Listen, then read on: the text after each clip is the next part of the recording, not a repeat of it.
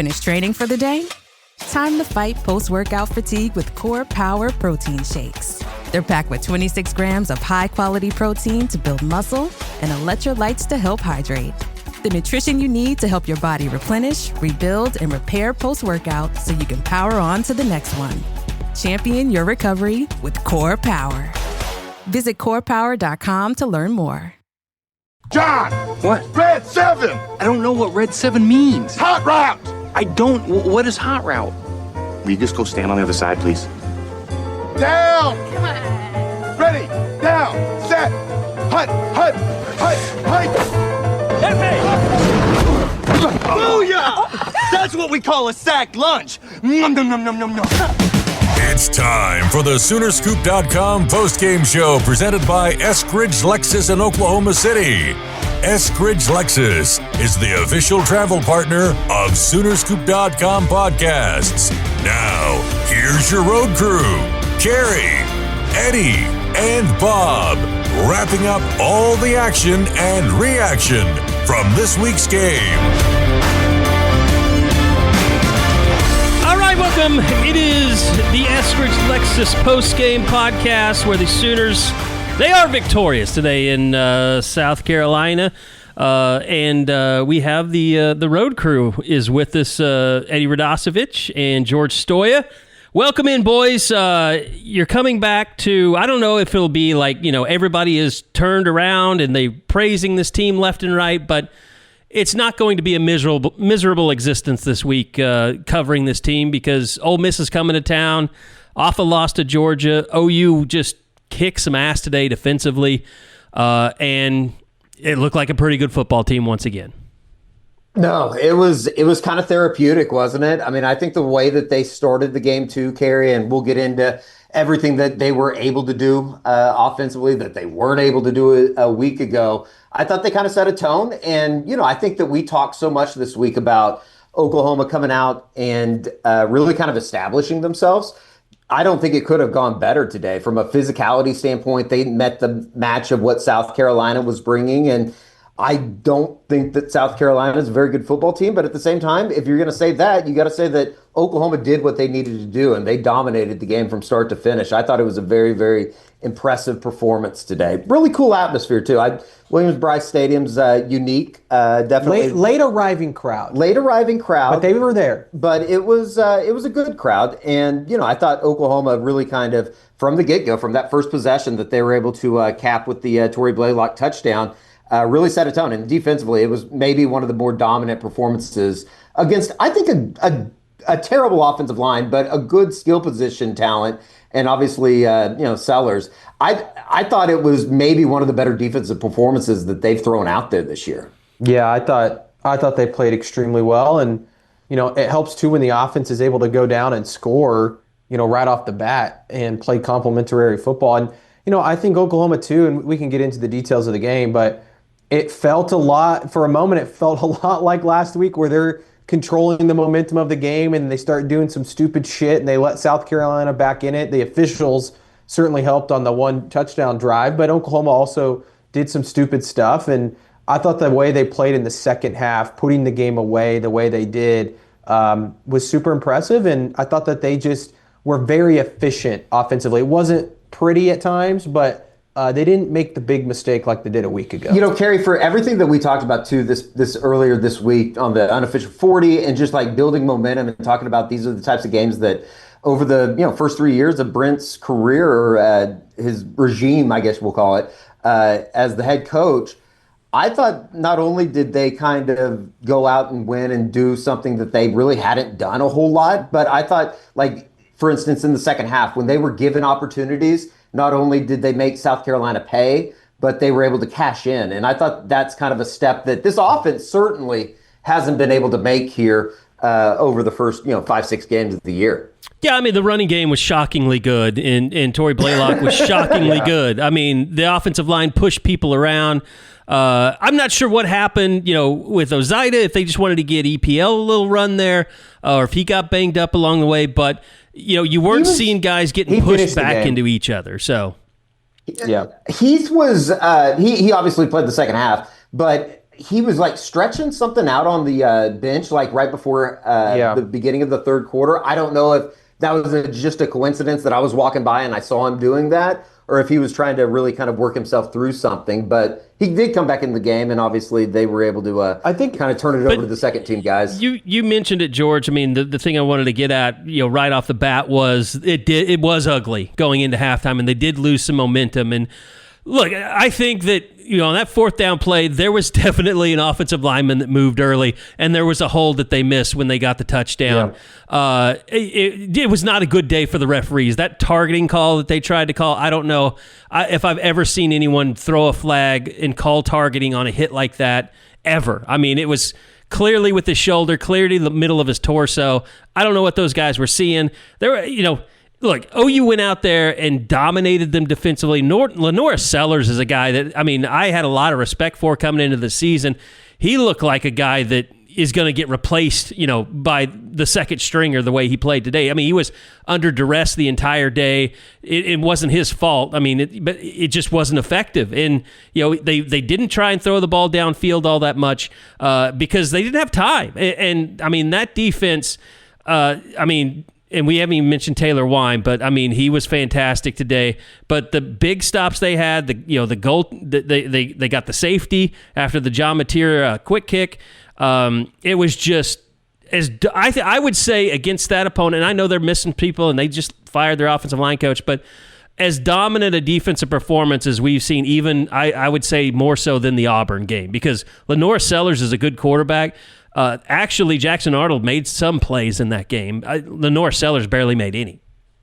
Yeah, I thought they were. He's a incredible. very, very frustrated kid. Yeah, I don't know if they showed anything on the TV broadcast, Carey, but there was a couple times after plays that kind of broke down, obviously because Oklahoma was in the backfield so quickly, that he really kind of showed it. Like he spiked a couple balls on the sidelines when he went out of bounds a couple times, and it's just like, man, this kid's kind of going through it. And I'm sure that the frustration level with what they are offensively has to be, at full tilt. Their offensive line, I think you said it in the war room, they make last year's group look like a Joe Moore Award team from Oklahoma.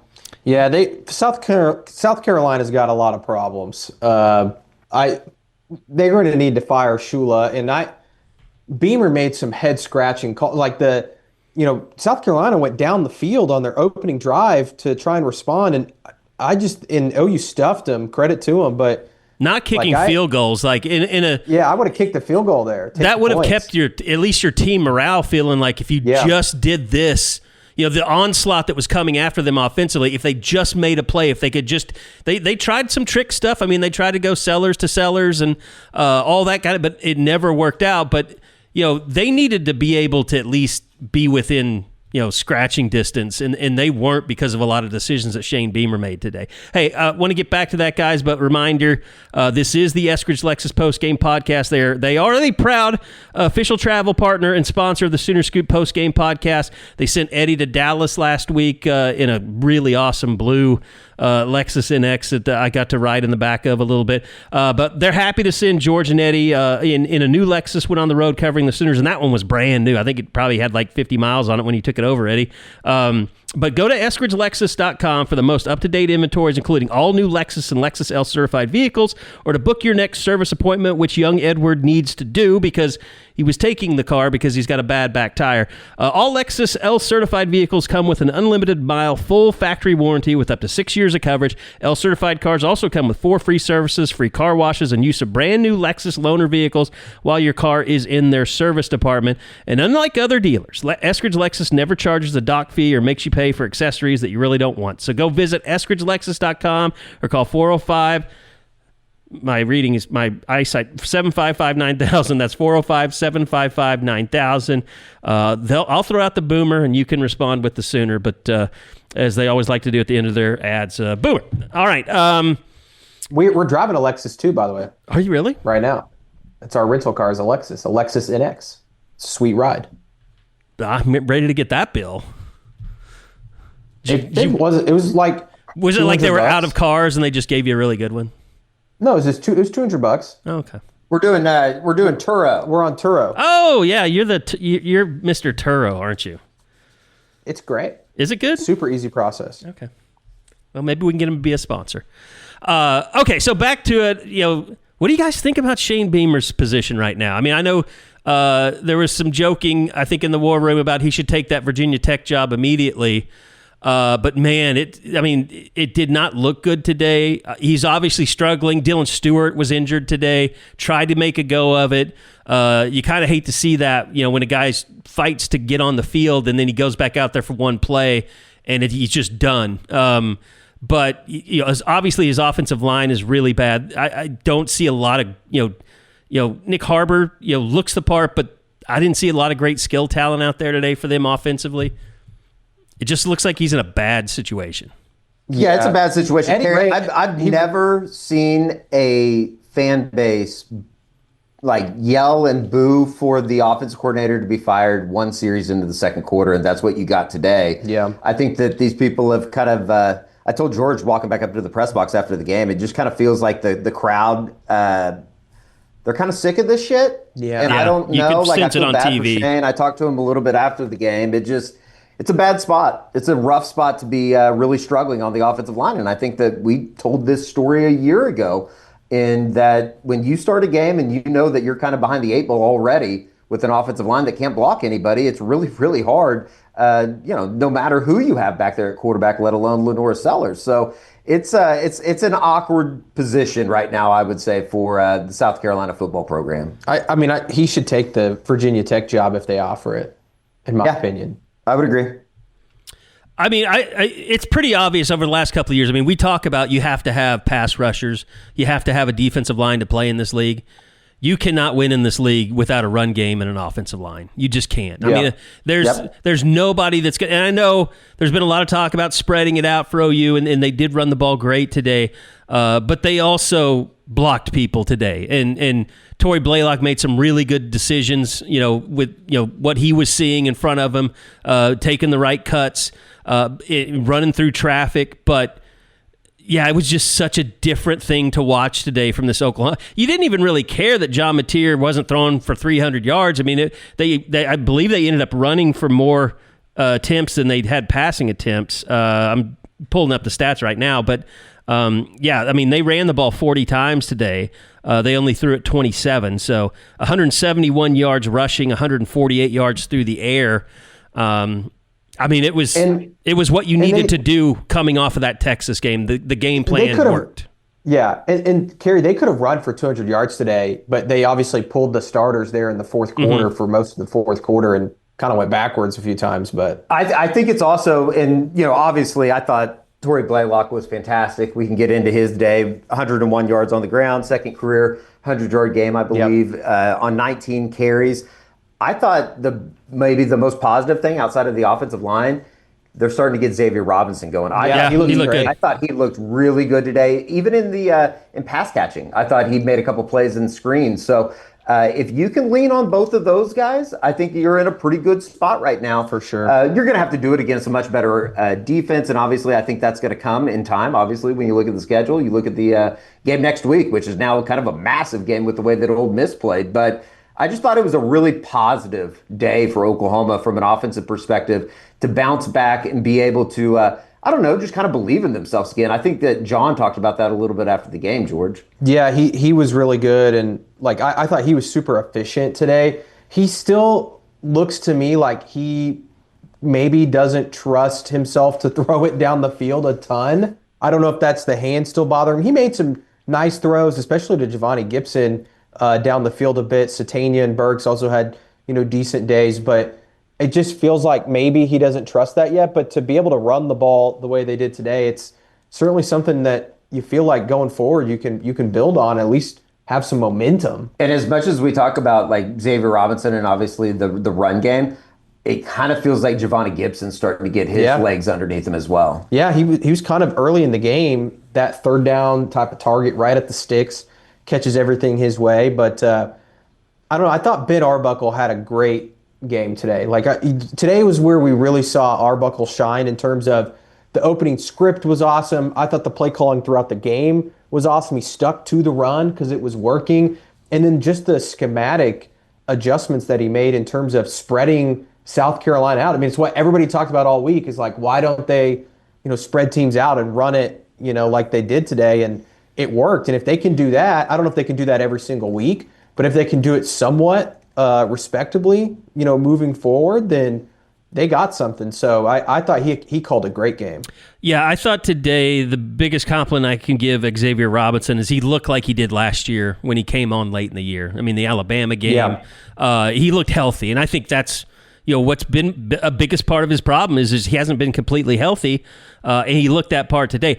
I'll say this. I mean, the one thing that I take away negatively, and we kind of hit on a little bit, just how weird it got before halftime, and they did come back out and dominate the third, but the reason it got so weird, guys, is Grayson Miller was just terrible punting the ball in the first half. I mean, an 18-yard punt, it was like, and he did end up having an okay day. He put 2 inside the 20, but it's funny, the best punt of the day came from John Mateer, the quarterback. That was a great play. It's a great punt. Unbelievable effort by Elijah Thomas to get his ass down there. Yeah. And, I think George said it in the instant reaction. He had the penalty early in the game in the first half. Yeah, the 15-yarder for throwing a guy down.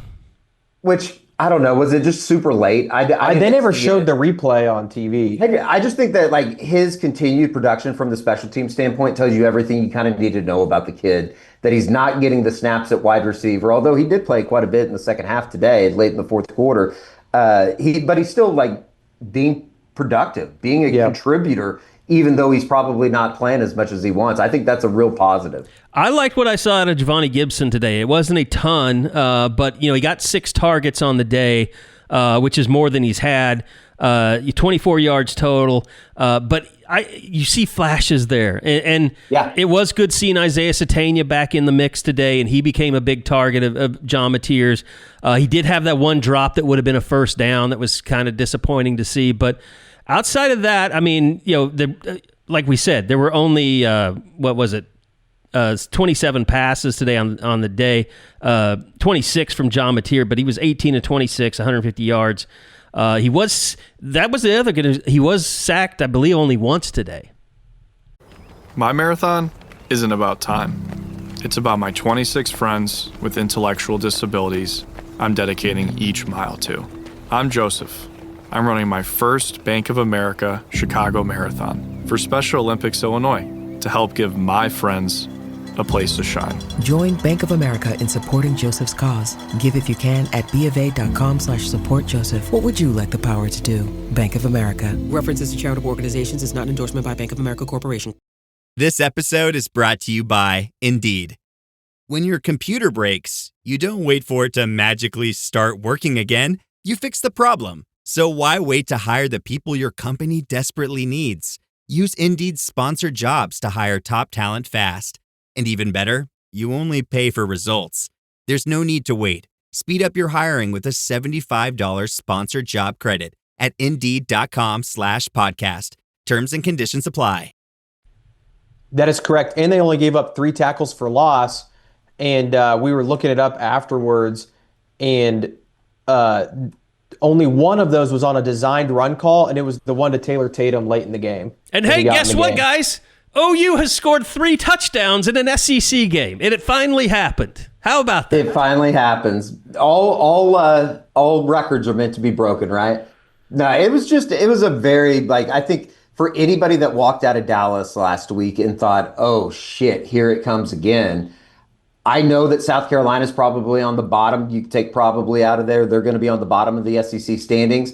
But when we talked about the way that Texas won that game last week, I think the same could be said for the way that Oklahoma won today. They could have, I think they probably could have named whatever score they wanted to and kind of got pretty conservative there in the second half. I think that's a major, major positive. They played so well in the third. It was pretty much like, okay, this game's over.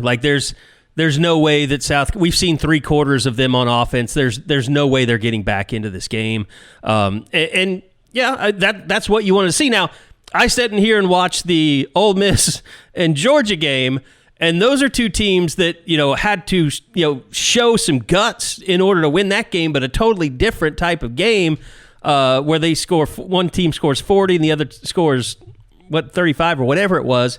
And now you have Ole Miss coming in here, probably pretty pissed off with a really good-looking offense, and we're going to find out after that Texas game if this, how legit this Oklahoma defense is one for all.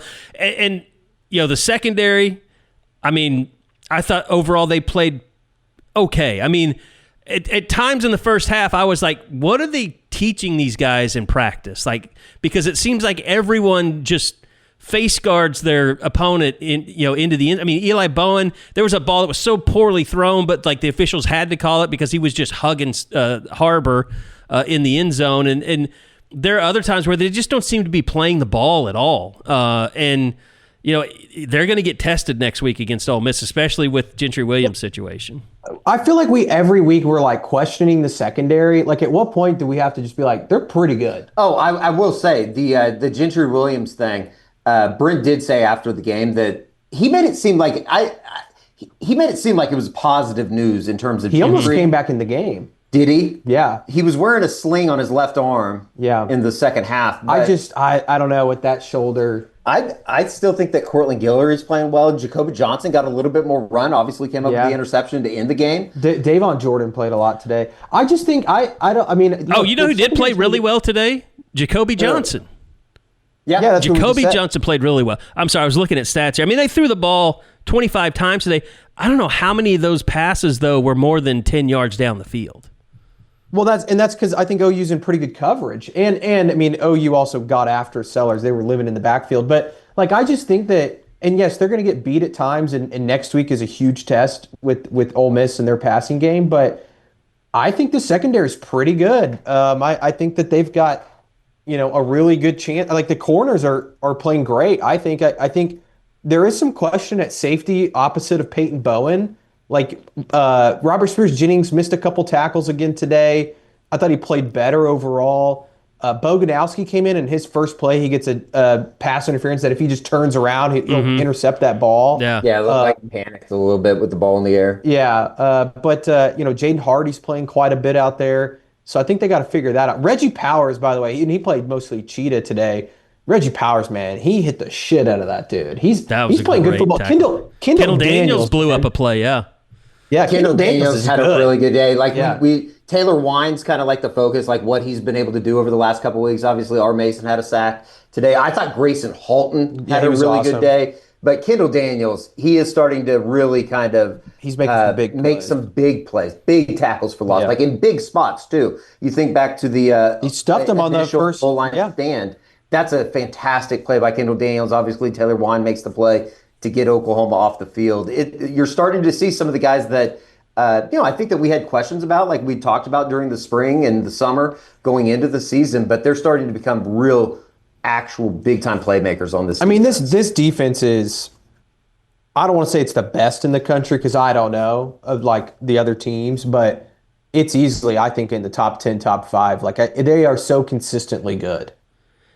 Digging into the defensive stats, I'm sure you guys did it after the game, but 6 sacks today, 13 tackles for loss after I think 12 last week.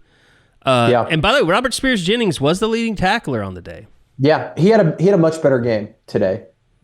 Kendall Daniels was 6, he was second. Sammy Omasigo with 5 was third. I barely even noticed him today, I guess.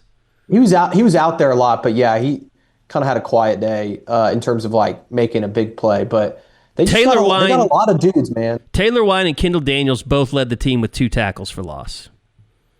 Yeah. And I would say Wine had 2 of the biggest plays in the game, probably. Yeah, the fake punt thing, I don't know what Beamer was thinking there.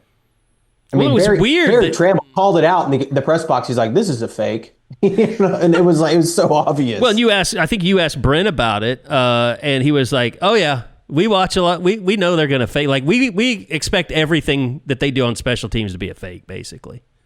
OU played punt safe pretty much the entire game. Punt return safe. I thought that they punt return wise too, or punt team. They gave up a couple plays in the first half. Obviously, Carey, you mentioned the Grayson Miller just awful punt, the 18-yarder. But I thought in the second half they really came out and played really well. And I think we've said it after every game, but Tate Sandell is a dude. He's a weapon, man. He's a good weapon. kicker. What was that he hit to get him up by 10? 55. That was a 55. huge, I think, momentum shift in the game because I think once they got it past a one-score game, I think that made South Carolina kind of go like, oh, crap, I don't know if we can do this now. I thought that whole instant there, that whole sequence with being able to get some points, get up 10, force the that was the Wine interception afterwards. I think so. And then they go down and score the touchdown to Isaiah which was Spina. a beautiful play call. Those are plays that we haven't seen from this team, from this program over the last couple of years, where you feel like you have a team on the ropes and you're able to take advantage of it. Well, and it's funny because like one of my buddies texted me during the game and was like, "This feels like a classic Brent Venables loss incoming halftime." Josh Callaway and I talked about that on the way back out to the field in the third quarter because the way that ended too with you think that they're starting to get going, which I did think was funny that they had the 4 minutes last week and then they sat on the ball and then they're calling timeouts with South Carolina inside the 5-yard line with under 2 minutes left after the 2-minute warning. But I thought that like you could very easily see that was a situation that they were in a week ago and they fell flat on their face. Well, and they responded today. They got a little lucky too because South Carolina botched the end of the half where they threw it over the middle of the field with no timeouts and the clock ran out on them. And and OU, Robert Spears-Jennings deserves a ton of credit for that because he's just laying on top of the ball and making it really hard. That was a perfect. It was like the way that the refs had called the game, I was like, are these MFers going to put more time back on the clock because of that? I thought they were too.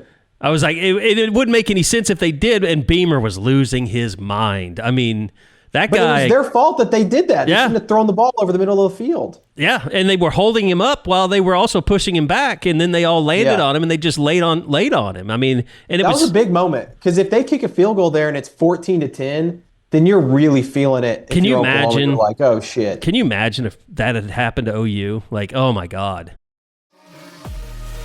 This episode is presented by State Farm. Having insurance isn't the same as having State Farm. It's like expecting the leadership of a team captain on the football field, but getting a sea captain. You wouldn't settle for just anything for your team. Shouldn't it be the same for your insurance? So don't settle for just any insurance when you can go with a leader. State Farm. Like a good neighbor, State Farm is there. Yeah. The clock management people would just be, and rightfully so. I mean, it'd just be another one of those, oh my God, this coaching staff doesn't know what they're doing. Even on the offense possession right after South Carolina scores, it felt like they were off and running. And then they have the penalty that pushes them back. And all of a sudden, you're looking up at 2nd and 20. And then they threw it and didn't force Carolina to use their final timeout. Right. You're like, what are they doing? Well, they actually reenacted OU's terrible punt where they had a offsides or illegal formation, whatever it was, and then they got another penalty. Or no, it was a delay of game, and then they had another penalty after that to go 10 yards back. And I think that was before like a 30-yard punt. That was in the third quarter, I think. No, that was earlier in the game. That was the first punt, I think, of the game. Maybe that's right. I can't remember. So anyway, South Carolina did some dumb shit. But anyway, they did the same thing. They let the time run out. Then they got a penalty. So it was just, I don't. By the way, what was the stadium like today? First time anybody from Oklahoma has been to a game there. It was. You were down there.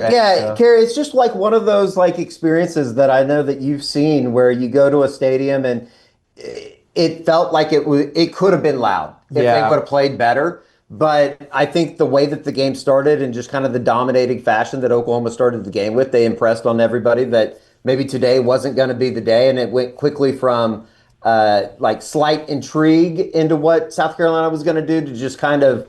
It felt like the fan base showed up ready to be like, okay, if South Carolina's in this game, we're supporting them. But as soon as like the first sign of like failure hit South Carolina, this fan base just turned into fire everybody. Yeah. Like they were booing the team off the field. Like, and it was a late arriving crowd, but it was full at kickoff or pretty close to full. And the sandstorm before the game was pretty sick and all that. But I thought Oklahoma, the way they opened the game, it just turned more into the fan base hating their own team is the way it felt to me, at least. No, I think that's accurate. I think when it's 2nd and 20 and Tory Blaylock goes for 18, like that was like, okay, this is This is not going to be their day defensively. It's kind of pathetic, but it's also kind of awesome at the same time that they get backed up after the Fasusi hold and it's 2nd and 20 and you're 2 plays into the game.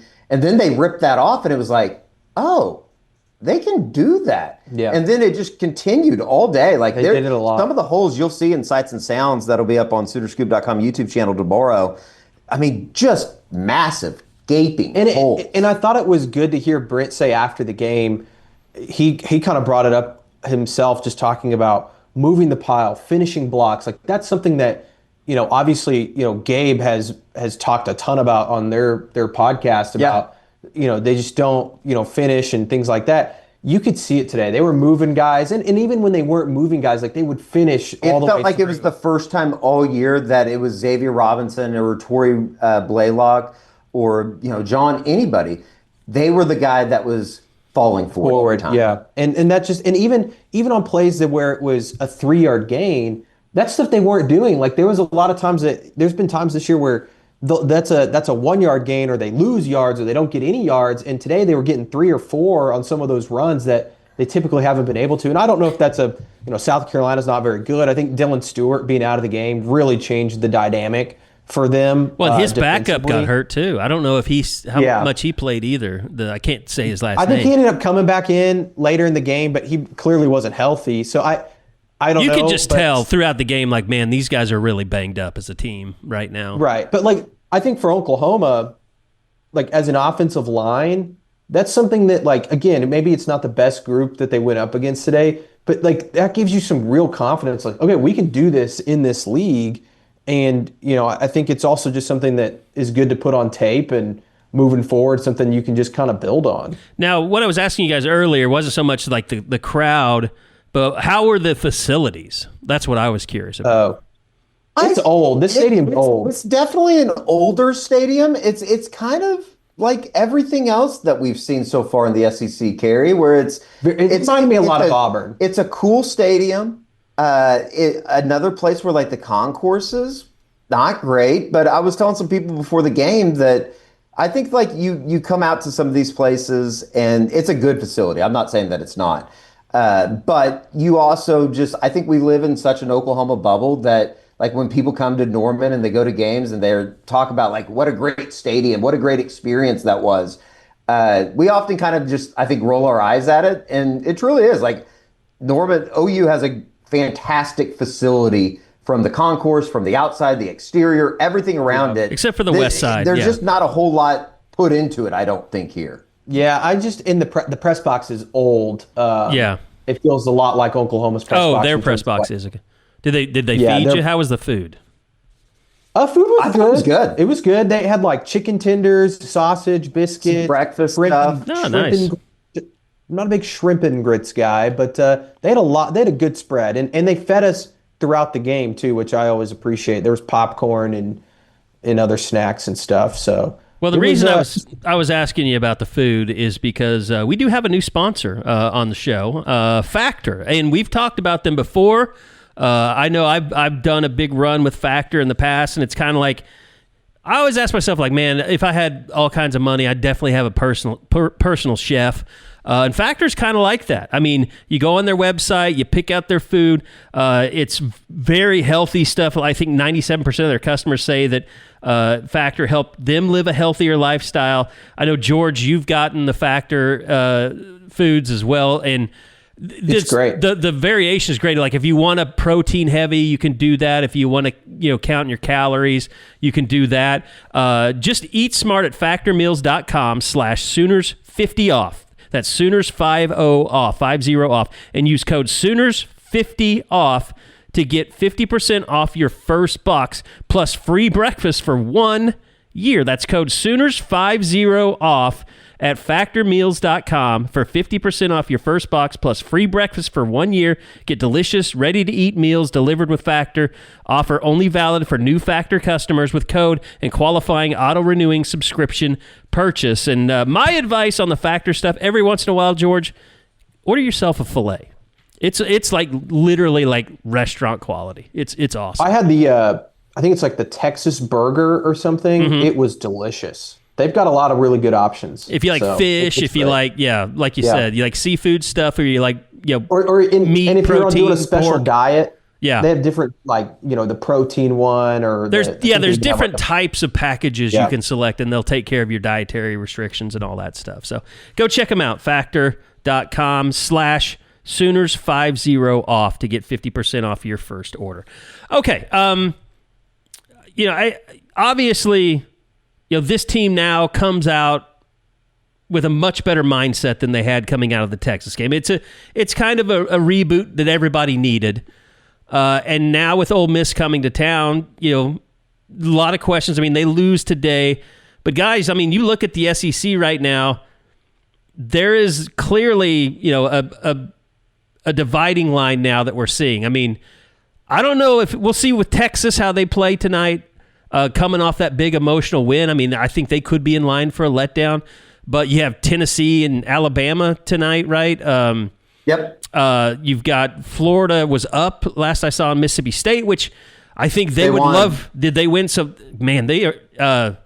They won, and it sounds like they're still going to fire Napier at some point over the next couple days. Because I think they want to do it, Carey, before the bye week. They have Georgia on the other side, and I think they'd be up a real shit creek if all of a sudden they built some momentum and then they beat Georgia. That's just crazy. I mean, like James Franklin, they had every reason to fire him. He lost 3 in a row and 1 to Northwestern. Like, Napier just keeps winning.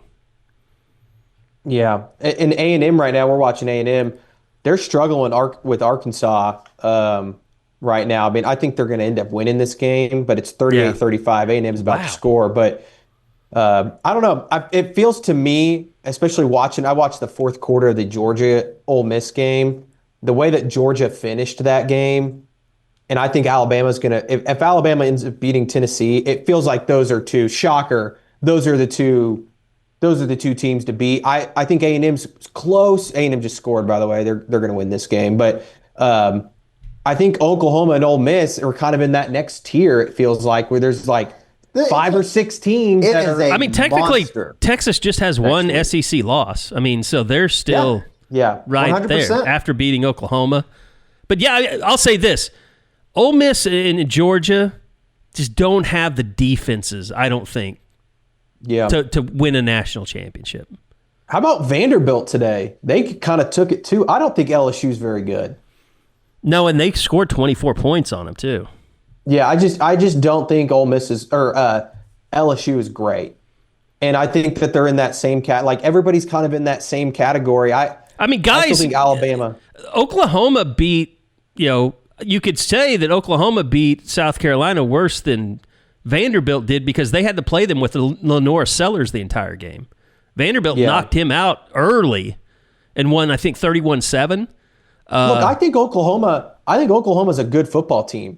The problem with it is like they've got some just big games. Yeah. I mean but I told that in the instant reaction, OU has now set themselves up in a position that if they just win their home games, they're going to get into the playoff, I think. God, how many SEC teams could get into the playoff? A bunch. I don't know. A bunch. But if OU beats Ole Miss and they beat Missouri and they beat LSU, they'll probably get in over those 3 teams. Yeah. I don't think they're going to let in more than 4. Yeah. I don't know. It's going to be interesting. What's the Arizona State Tech right now? They were up 19-7 when I came in here. Who? Arizona State was up 19-7 on Tech. Oh, man, Carey, you missed a hell of a game. You got to go watch the end of it. Tech goes down, scores, takes the lead with 2 minutes left. Arizona State drives down, scores a touchdown. Our buddy Raleek Brown scored the game winner. Scores the game winner with like 30 seconds left. So Arizona State knocks off Texas Tech. The problem right now, if you want to talk playoff stuff, is this ACC. Because there's going to be some teams that end up running the table in the ACC that are going to feel like they have put themselves into position to make a playoff, whether it be a Virginia. Obviously Miami gets beat on Friday night.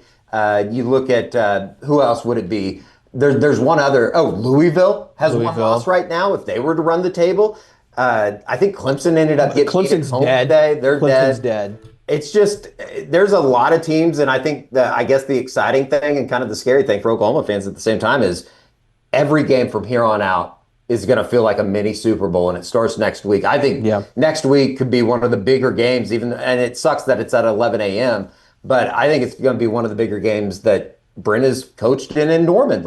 Here, I think we're going to say that each week. It's going to just. But if you can get through this game and you can win this game at home, and you can get to 7-1, you give yourself some real breathing room, because then it comes down to, okay, can you steal one at Tennessee or Alabama? And if you steal one at Tennessee or Alabama, you're really in a great spot. But again, if you win all your home games, right? Even if I mean, yeah, but like, I don't know. I just think that Oklahoma has put themselves in a pretty decent spot. They have to take advantage of it this week and beat an Ole Miss team that is obviously going to be looking to bounce back after, kind of losing. I mean, they were up, what was it, 35-26 late in the third. That's right. And Georgia just kind of, I mean, they scored, 18 unanswered or whatever it was. I mean, they took it to them in that game. Yeah, Texas is in a little bit of a tussle. Kentucky has the ball deep in their own territory, but it's just 7-0 about to be halftime. Oh, wow. Wow, I thought Texas was about to go up 14-0. Yeah, they must have turned the ball over. They just punted to him, so I don't know what. It was 4th and 16. Maybe there was a penalty or something. We turned over to the Arkansas A&M game as Wisner broke off a big run. But I will say, Michigan looked good today against Washington. I know they lost to USC, but that's not going to be a bad win for OU. I mean, when it comes down to it. Look, and that's why I think, like, if you look up and OU's 9-3 at the end of the year, I just feel like they're going to be very deserving of getting in, because if they do that, they have won some monster games. They'll have won 4 games against 6 teams that are ranked in the top 16. They're going to get in. Like, I don't even think if Oklahoma goes 9-3, they're not even going to be in that conversation to get those final. I think they'll be in. Yeah. But there's a long ways to go. It's a week-to-week league. I think they got to win this week. This feels like another must-win. Well, but I also, we're going to start getting into, maybe some of these tiebreakers and, who plays in the championship and all that stuff. But, like, I almost think you have to be in that SEC championship game to get a bye if you're from the Big 12. What do you mean? Wait, what do you mean from the Big 12? To get seated high enough to where, or not SEC, you're going to have to be in the SEC championship game to get an opening round bye in the college football playoff. Well, yeah, but I don't think OU is going to play in the SEC championship game. Yeah, I'm just saying, just get into the dance. Yeah. It's just funny the way that, like, we were talking last week after it, like, are they going to have to move on from Brent? Are they going to have to? Which we will have that conversation again if they lose next week. Exactly. It's a week-to-week thing. It starts with beating Ole Miss, but I thought today was a very positive step in showing that what happened in the second half last week wasn't good. And, I don't know if this is going to be popular, but you got to give some credit to the coaching staff and especially the offensive side of the ball that were able to figure some things out, albeit against a inferior opponent. The family that vacations together stays together. At least that was the plan. Except now the dastardly desk clerk is saying he can't confirm your connecting rooms. Wait, what? That's right, ma'am. You have rooms 201 and 709. No, we cannot be 5 floors away from our kids. The doors have double locks. They'll be fine. When you want connecting rooms confirmed before you arrive, it matters where you stay. Welcome to Hilton. I see your connecting rooms are already confirmed. Hilton, for the stay. Yeah, like you said, today was more about rebounding from Texas, facing a little adversity going into halftime, and just straight dominating when you came out of halftime in the third quarter. And they didn't even get the ball. I'm trying to think, did South Carolina go 3 and out? I think they did, didn't they? To start the second half, yeah. And then they got the ball, and they scored on their next 2 possessions, I believe, right? OU didn't. No, OU had to punt. They had a little drive going, then they had to punt, and then they got the ball back, and then they kicked the field goal. And then I think the next possession after that was the Taylor Wine interception, and then they scored a touchdown. On the pass. Because OU is now, Toby Rowland said the stat on the broadcast. OU has started, on their opening possession of games, they're 6 of 7 scoring on opening possessions. But out of halftime, they're 0 of 7 on offense. They've punted on all 7 second half drives. And that was the first time anybody scored on Oklahoma a touchdown in the first half today. Second, was right? It second? I thought it was the first. I can't remember. The TV broadcast was making it out like they hadn't given up a touchdown in the first half. That's crazy. Yeah, that's right. They were up 6-3 at halftime last week. Yeah, that is right. That's crazy. Tennessee just scored to tie it up in Tuscaloosa. It's just as I was shitting on them. It's going to be a great week, though. It's going to be a fun week. Lane Kiffin. Yeah, maybe Lane awesome. will pop off. That'd be fun. It'll be fun. Ole Miss was favored today, right? Ole Miss? Was Ole Miss favored today? No, they were like a 9-point underdog, I think. Yeah. It was like 5.5. Let me ask you guys this. And I know Eddie and I probably have to get out of here in a second, but is this the best road win of Brent Venables' career? God, South Carolina's just not very good. I mean, it's this or Auburn. They weren't last ranked. year, right? I mean, so yeah, they were It's 3-3 either this or going Auburn. in. I mean, I don't know. Would you say like it was Nebraska back in 22? I don't know. Yeah, that's a good one. Needless to say, guess Nebraska there's was not a terrible. whole lot to pick from. Yeah. And I thought that like just in that makes today, I think, a good thing. I think it is, just with the context of the pressure this week, his job possibly being on the line, like the way they performed last week. I kind of think it is the best win. By the way, George, I giggled. I chuckled, as Bob Stoops would say, when you asked Ben Arbuckle about getting criticism. He got like very uncomfortable, and I loved every minute of that exchange. Well, I mean, it was true, and he took it as if as if I was saying he's never had criticism ever in his life. Yeah, and I meant to say like it was his first time really getting criticism at OU. At OU, and but I thought he gave a great answer. And it was the first time. Like this was a huge game for him in terms of answering a lot of questions in terms of, can he adjust? Can he handle, being the offensive coordinator? We saw last year Seth Luttrell couldn't handle it. No. Seth Luttrell didn't make the adjustments necessary to, turn that thing around. And Seth was dealing with a much worse offense, obviously, in the personnel that he had, but like we didn't really see a whole lot from the offensive staff last year in terms of fixing their issues. So I thought today was, as much as the offensive line deserves credit, the running backs, all that stuff, I thought Ben Arbuckle had a great game plan. The offensive coaching staff obviously did the right stuff this week in practice, and they performed well. If they can do that moving forward, if they can just be efficient moving forward, not turn the ball over, like if they can hold on to the ball, not do the dumb shit, they're going to have a chance to win every game because of the way this defense plays. Well, 100%. And the biggest question for me coming out of this game is, because we see it every year, like, was this the game that Bill Bedenbaugh got to his offensive line and figured it out, and that they will get better from here? I mean, we've compared this season so much to 2015, with Lincoln Riley's first year, Ben Arbuckle's first year, not using the run game enough, early on in the season, and then figuring out I have to use, of course, he had much better running backs then, but not a great offensive line. So, like, is this the turning point for this team and the offensive line and not being able to run the ball? That's, to me, the biggest question coming out of this game, because say what you will, it was at least a start. Yeah, 100%. What did Georgia run for today against Ole Miss? I'm curious. I'm going to look it up. 100%, Carey, and I thought it was just a clean performance too, and obviously good news that Derek Simmons was able to go today. I think that you make it out of here outside of Gentry without any just amazing real injuries. Yeah, 221 yards Georgia ran for today. You're going to have an opportunity next week. Obviously, Georgia's better up front, but you're going to have an opportunity to go do something next week. And it's kind of like we said, if you could get to 7-1 at the beginning of the week, we said if you could win today, get to 7-1 next week.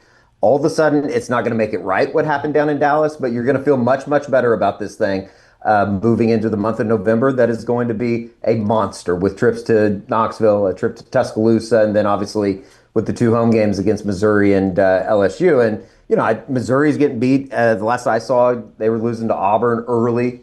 And obviously LSU gets beat today. It's going to be anybody can beat anybody in this league. So you got to bring it. It feels like you're a win away next week from playing super important football in the month of November.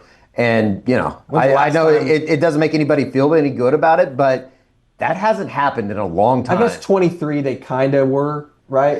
They were, yes. But I think Bedlam with game? this defense, it feels a little bit more real. Yeah, I think Bedlam was like the first week of November. Oh, I want to say it was like November 15th or something. By the way, right. They haven't been in that position in a while. Notre Dame currently up 14-10 at the USC 2-yard line with the ball. And Kentucky just missed a field goal at the end of the first half. Kentucky's terrible. I'm shocked they got. I mean, they punted deep inside their own territory. They must have made some plays. Their entire offense is Seth McGowan. Just give Seth McGowan the ball. It's risky. No, but I'll say this. I would be happy for Auburn if they won this game. Yeah, sure. I'd be happy for him, too. I'd be really happy for him. Might send him a care package. All right. They won't, though. They might. They might. Great day of football. The football last night was awesome. Yeah, baseball Oh, was my awesome. God, Miami. Shout out my Mariners. Carey, is that the best single game, one-person performance in the history of baseball by Ohtani last night? Yeah, I mean, I didn't see Babe Ruth play. Nobody else has ever done anything like that. It was 3 home incredible. runs, 6 innings, 10 Ks. There's nothing that even compares in my lifetime. I mean, it's unfortunate. Maybe it's Reggie unfortunate Jackson that the hitting. Dodgers are going to win the World Series, but Reggie Jackson hitting 5 home run balls maybe qualifies. Don Larson threw a perfect game in a World Series, but still, he didn't hit 3 home runs. Yeah, I know that. He was directly responsible for winning on both sides, pitching and hitting. Just unbelievable. Insane. Well, guys, be safe traveling back. Appreciate the hard work. Go to the website. Tons of great content up there right now. Just $1 to sign up. And this thing is just getting going. We're through the Texas depression. Now we continue to see what this team can do the rest of the way. Ole Miss coming to town next week. It's going to be a big game. We'll see what happens with OU in the polls. I imagine they're back in the top 10, maybe. Close. But we'll see what happens with Miami, how far they drop. Sure. So it's going to be, it's crazy. Oregon's killing Rutgers, so they're going nowhere. But anyway, it's a great day of football, great night of football still to come. Let you guys get back to the hotel, get ready to head out tomorrow and watch a little bit of football here before the day is over. So thank you guys. Thanks to Eskridge Lexus, the official travel sponsors of the Sooner Scoop Road Crew. And we'll see you guys back here after Ole Miss on the next Eskridge Lexus Postgame podcast from Soonerscoop.com.